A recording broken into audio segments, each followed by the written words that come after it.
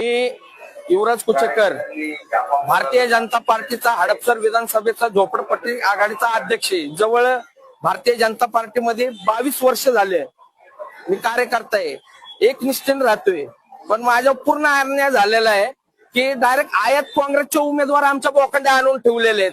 आम्ही जे पक्षात काम केलेलं आहे त्याचा आम्हाला काय पक्षाने काय फळ दिलं नाही, काय नाही. आमदारांनी सांगितलं त्या मुरली अण्णा मवळणी केले. मुरली अण्णा म्हणला की तुमच्या योगेशांना टिळेकरणी केलंय. आम्ही ज्याच्याकडे न्याय मागायला गेलेलो आहे, आमच्याकडे आम्हाला काही न्याय भेटला नाही. आम्हाला फक्त निष्ठावंतांना काय दिलंय की उपऱ्या लोकांचं संडासाचं ढोंगण धुवायला पाणी दिले की आम्ही जाऊन ढोंगण त्यांचं धुवायचं. आम्ही काय करायचं? पक्ष आम्ही वाढवलाय, काँग्रेसवाल्यांनी वाढवला नाहीये का? पक्ष कार्यकर्ते मजबूत नव्हते का?